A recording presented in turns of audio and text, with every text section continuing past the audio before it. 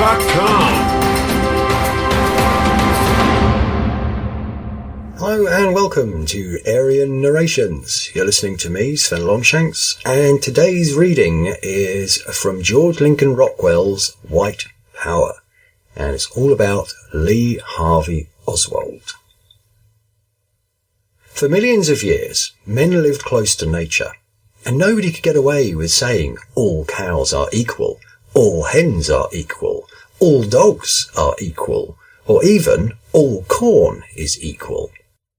The constant and eternal fact of all life was the inequality of all living things, both among individuals and varieties of individuals. No farmer could survive pretending all corn was equal, and he needed no scientist to tell him that certain breeds of dogs, such as the shepherd, were more intelligent and capable in handling sheep, while other dogs might be less intelligent, but, like the husky, better by nature at pulling. Nor did he give his daughter to inferior humanity. Then, as men began to get away from nature and live artificially in urban mechanized complexes called cities, they stopped seeing the lessons of nature before them, and the chart forgers found their opportunity. No farmer who bred chickens, cows, or dogs and saw the natural inequalities in all the rest of nature could be convinced of the crazy lie that breeding means everything in all the rest of creation, but nothing among humans. But the man born under anaesthetics in a hospital, nursed out of a glass bottle, raised on cement and asphalt instead of grass and forests, fed out of cans and packages, and educated 100% out of books with no contact with the hard realities of nature, could be, and has been, led to believe that there are no such things as breeds of men.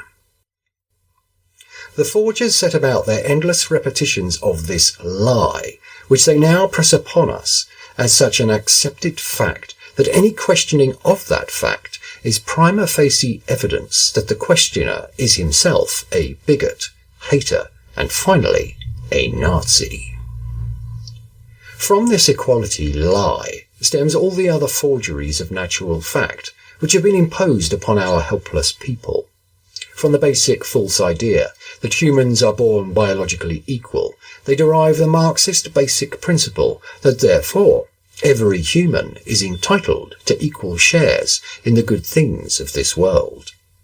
And from this stems their further lie that all should and must share equally in government, regardless of ability or qualification, and the basic premise of their beloved democracy and Marxism.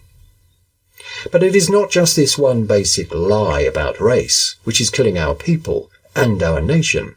From the basic equality lie, they have spread out and built a vast lying machine, which includes our press, TV, radio, magazines, books, movies, and even religious publications, to lie about everything.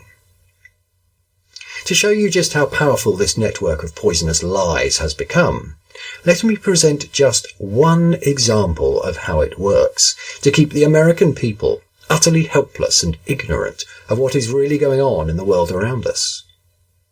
Let me ask the listener to try to imagine what would have happened just 30 years ago if I, George Lincoln Rockwell, had defected from the United States to Nazi Germany, denounced America, became an ardent Nazi citizen of Germany, and then came back here to America and assassinated Franklin D. Roosevelt.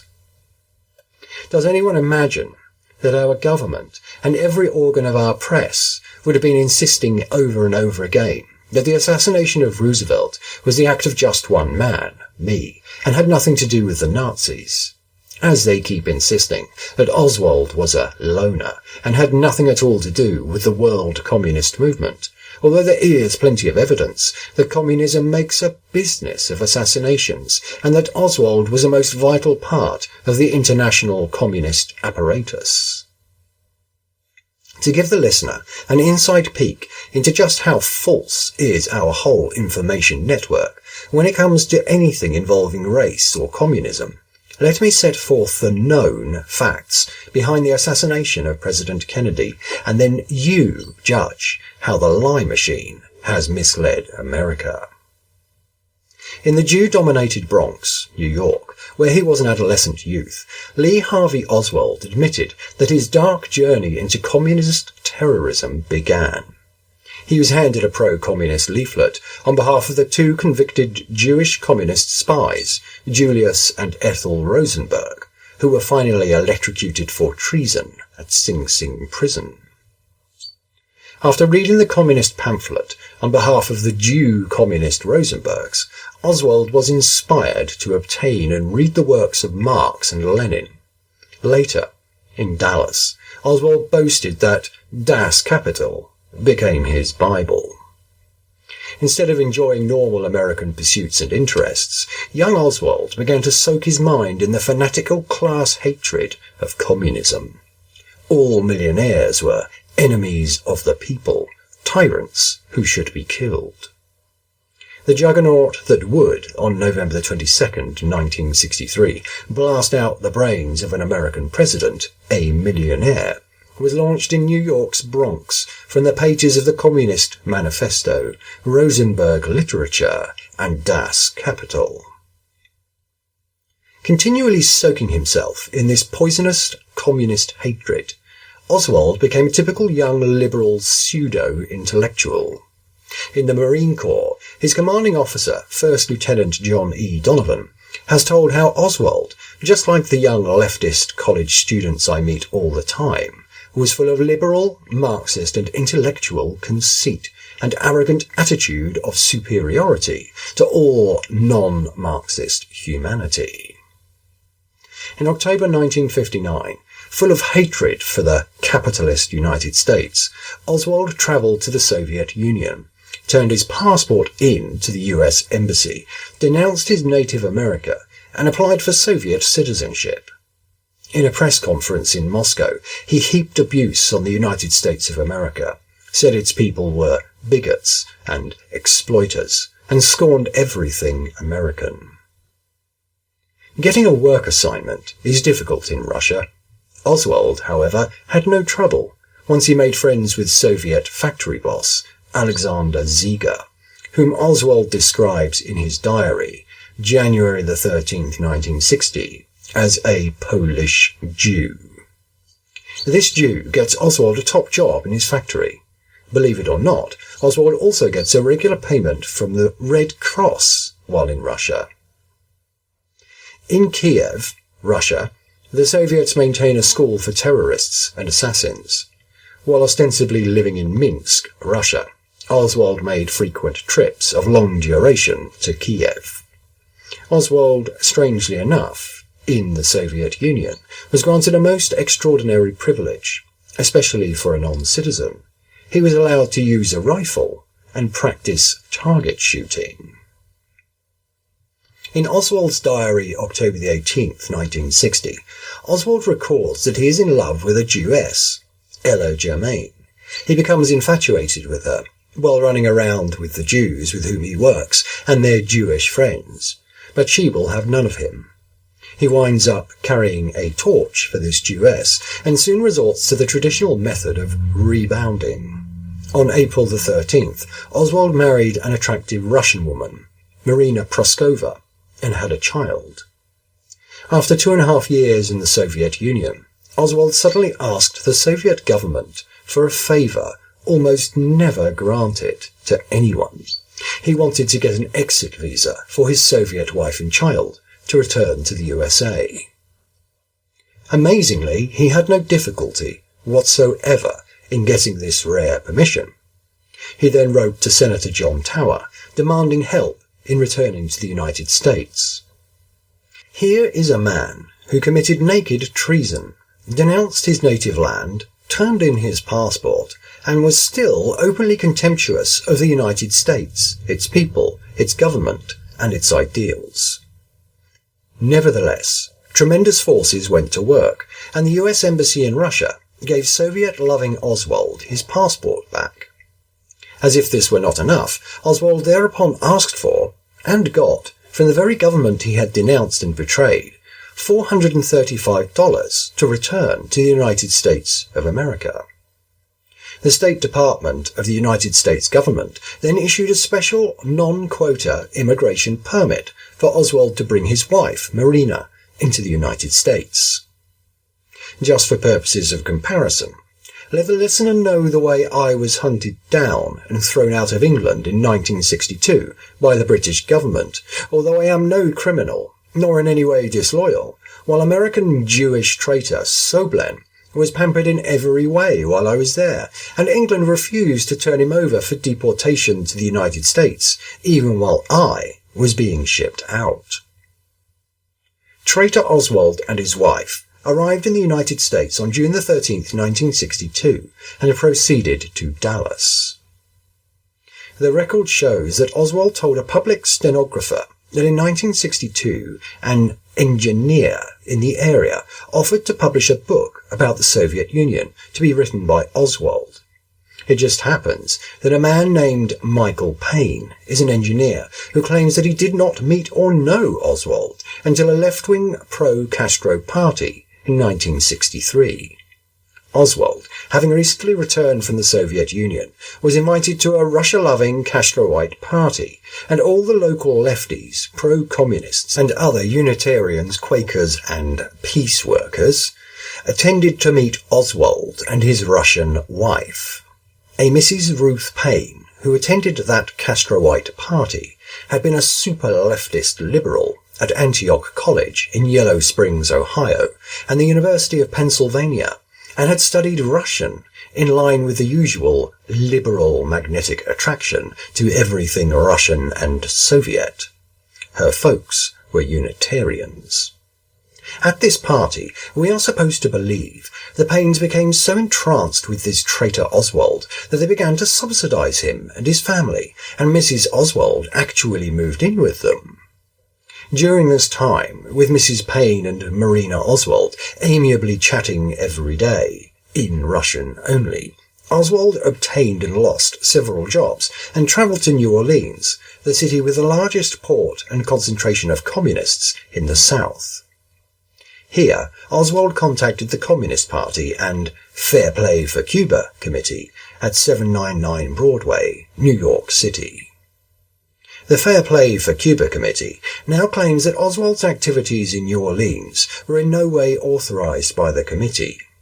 Yet there are 6 lengthy letters from Oswald to the committee, which were published in the New York Times of December 9th, 1963, page 38, which make it perfectly obvious to anyone of normal intelligence that Oswald was working hand in glove with the Fair Play for Cuba Committee. The head of the Fair Play for Cuba Committee, Mr. V.T. Lee, a Jewish name, has announced that he lost or mislaid the carbon copies of the answers which he wrote to all these letters of Oswald's. During this period, Oswald had his photograph taken holding up a rifle and his favourite newspaper, The Militant. The Militant is the newspaper of the Trotskyite Communist Socialist Workers' Party, and its title is clear enough indication of its nature.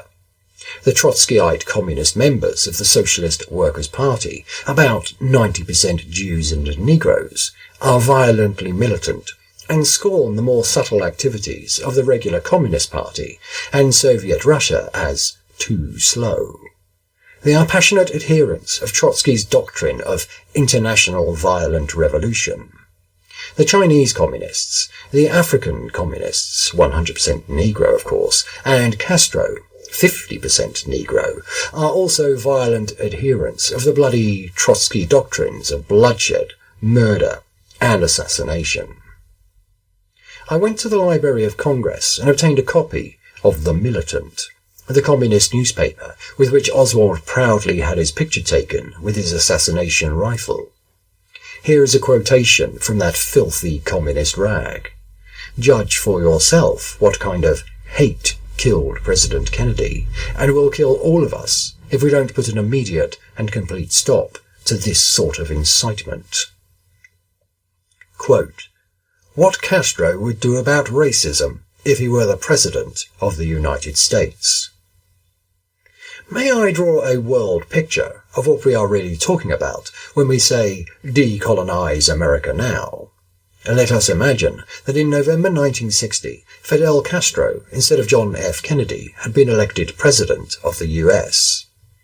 On the basis of his clear record of eliminating all racial barriers in Cuba and stopping police brutality, about 95% of the cops in this country, black and white, north and south, would catch the first planes out to escape persecution. Many of them would wind up in South Africa as refugees. There they would find a political and racial climate wholly compatible and congenial. If Bull Connor were caught and arrested before fleeing, Fidel Castro would not permit anyone to lynch him. He would be given a fair trial. In open court, evidence would be presented of 30 years of his tyranny and terror as Birmingham Police Commissioner. Old Bull would have full opportunity to testify in his own defence. His attorneys would cross-examine all the prosecution's witnesses, many of whom would be Negroes. And then, since it is inconceivable that any court would find him innocent, he would be taken out and shot. Meanwhile, on his first day in office, Fidel would have occupied the entire South with federal troops without bureaucratic delays. The jails would be emptied of all freedom fighters and other victims of the Jim Crow system. Fidel's new cabinet would decree the immediate desegregation of all public facilities. Thenceforth, all persons who continued to discriminate would go to jail or to humanely operated rehabilitation centres. A communist euphemism for concentration camps, of course. In an effort to cure them of their racist insanity. All jobs, all housing, all opportunities would be made available to everyone without discrimination. Most beautiful of all, Fidel would disband the entire repressive FBI apparatus and would burn all the secret police garbage and intimate gossip that thousands of psychopathic FBI agents have assembled over the years. He would put J. Edgar Hoover in an integrated cell in an Atlanta penitentiary as punishment for 4 decades of criminal neglect of duty. Hoover has never protected the constitutional rights of Negroes. Sadly, but realistically, even a pacifist has to make a prediction that will scare and alarm many persons. The prediction is that it is going to take drastic Castro-type revolution before this problem of the racists will be resolved. North and South, the twisted white man in the US has no more intention of giving up his Jim Crow system than do the fanatics in the Union of South Africa. Close quote. In the voluminous records of testimony about the assassination, the wife of Lee Oswald, Marina, admits Oswald used the name A. Hidell in sending for the rifle he used to kill Kennedy, because Hidell sounds like Fidel. While living with the Paynes, Oswald practiced sharp shooting with the rifle he kept in the Paynes' garage.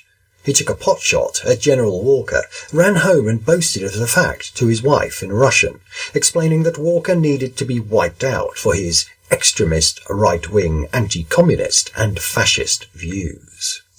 Mrs. Oswald, with complete naivete, has told this to the Federal Bureau of Investigation.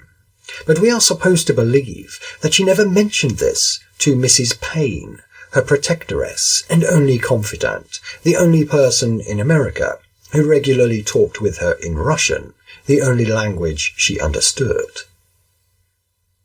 In September, it is announced that President Kennedy will visit Dallas. 3 weeks later, Mrs. Payne calls up Mr. Truly, the manager of the Texas Schoolbook Depository, and gets Oswald a job working there. Within a matter of only an hour or two after Mrs. Payne contacted Mr. Truly to get Oswald the job at the ideal assassination spot on the presidential parade route, Oswald appeared at a rooming house at 1026 North Beckley Street using the name O.H. Lee. The room was far smaller than the one he already had and cost him $1 per week more. Also, why the phony name? See New York Post, December the 10th, 1963. Can any reasonable person doubt that there was a criminal intention present, at least in the mind of Oswald, when he got the job at the book depository, and that Mrs. Payne's involvement is, at the very least, highly suspicious? Meanwhile, Bernard Weissman and another New York Jew drive all the way down to Dallas to place a full-page advertisement in the Dallas papers for publication, the precise date of the president's assassination. Printed with a black border, the advertisement attacks Kennedy in a most extreme manner. Consider, Dallas, supposedly a hotbed of right-wing extremism, could apparently produce no extremists willing to put up the money for or write such an extreme anti-Kennedy ad. 2 Jews had to come all the way down from New York to print this extremist ad in Dallas. Why? Later it turns out that Weissman's partner in this 1,500-mile extremist excursion to Dallas from New York City to put a Hate Kennedy ad in the Dallas paper is a top leader of Young Americans for Freedom, an organization put together and masterminded from 79 Madison Avenue by Jew Marvin Lieberman, a supposedly ex-communist. During his period in Dallas, at the request of a local engineer, Mr. Payne was an engineer, of course, Oswald began writing a Marxist, pro-communist, pro-Trotskyite, pro-Castro, but anti-Soviet book. It should be pointed out here that vast numbers of American communists, particularly Trotskyites and Reds, in our State Department, feel that the Soviets have betrayed the communist revolution by recreating the necessary institutions of society, authority, the family, marriage, discipline, etc., which these Marxist fanatics consider to be fascist perversions of pure communism. The Trotskyite communists, which include most of the Jew communists, are becoming racist communists, like the yellow Chinese communists, the all-Negro black communists in Africa, and the mongrel Negro communists like Castro and the Cubans. These are the way-out leftist communists who favour Jewish Trotsky's bloody doctrines against the more moderate policies of Russia. It is also interesting to note that right after the assassination, in a printed report, I called attention to the fact, in connection with the fight between the Trotskyites and Red Chinese on one side and the Russians on the other, that white Gentile Khrushchev is finding himself more and more at odds with the dark racial communists of the world and the Jew Trotskyites who lead them. Within months after I wrote this, Khrushchev was dumped. But the most significant and startling thing about Oswald's episode is the public stenographer's story of what happened when Oswald began to give her sections of the book mentioning Kiev, where the Soviets maintained their school of assassination and terror. The stenographer reports that when Oswald reached the Kiev episodes, he became highly agitated, snatched away the entire manuscript, notes and carbons, leaving only $10 in payment. The Paynes took Oswald to a meeting of the American Civil Liberties Union, which has defended literally thousands of communists, murderers and saboteurs, and helped Oswald to apply for membership. He was told the ACLU defends radicals, which it does. Shortly before the assassination, Fidel Castro held a Hate America parade in Havana, Cuba. He had Castroite mobs carry a casket labelled John F. Kennedy through the streets to the jeers and hoots of the Red Cubans. On top of that casket, Castro had placed a huge sign reading, "Here lies Kennedy, killed by the Cuban Revolution." CYAF New Guard, November 1966, page 13. Robert Williams, the American Negro who publishes The Crusader, boasted to the mob, "Kennedy has persecuted American Negroes long enough. Soon we will be avenged." New Guard, November 1966. 3 days before the assassination of President Kennedy, the FBI seized 3 Castroite terrorists in New York, precisely like Castroite Oswald. The Federal Bureau of Investigation revealed that had these 3 Castroite terrorists not been caught, they planned to bomb Wall Street, blow up oil refineries in New Jersey, and spread a wave of assassinations and terror throughout New York. This would have occurred about November the 22nd, the day the president was shot. Here is a quote from the New York Journal American, November the 18th, 1963. Quote, "If the FBI had failed to smash a Cuban plot geared to spread death, terror, and destruction in the metropolitan area, government sources said the 3 arrested saboteurs planned to destroy national defense material sites and utilities in New York City, blow up gasoline and oil refineries, with the expected result $100 million worth of damage, plant incendiary bombs in New York City's largest department stores, train 10 other pro-Castroites in the art of sabotage. These 10 were already undergoing training clandestinely. The expected result, a stepped-up program of sabotage that in time might completely paralyze the city. The blowing up of bridges and subway facilities, for example, might have been part of the plot for the future." Close quote. One day before the assassination, on November the 21st, Havana Radio boasted that Castro communism would export bloody terrorism to all the nations in the Western Hemisphere, including the United States. Washington Post, December the 8th, 1963. Meanwhile, inexplicably, Oswald slips over to Mexico to the Cuban and Soviet embassies and is seen by witnesses in a station wagon. The border guard remembers there were 2 women and a man with Oswald. Could that be Mr. and Mrs. Payne and Mrs. Oswald? And that's from the Toronto Telegram. Mrs. Payne had a station wagon and used it to transport the Oswalds several times, including from New Orleans to Dallas. Oswald talked at the Communist Embassy in Mexico City just before he went to Dallas for the assassination. Simultaneously, Castro, as a matter of historical fact, is spreading murder and terror in Venezuela, where US citizens were beaten, kidnapped and killed by the Castroite terrorists. On November the 7th, 1963, United States Congressman Kirsten wrote an official warning to President Kennedy that the communists were training professional assassins for action in the United States. Northern Virginia Sun, November the 27th, 1963. Exactly 15 days after this official warning, President Kennedy was killed by a communist assassin, and now we are told it was only the act of a loner, and we mustn't get mad at the communists, Soviets, or Cuba.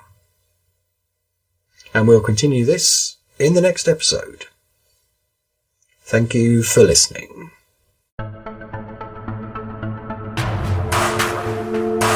You're listening to Radio Aryan at radioaryan.com.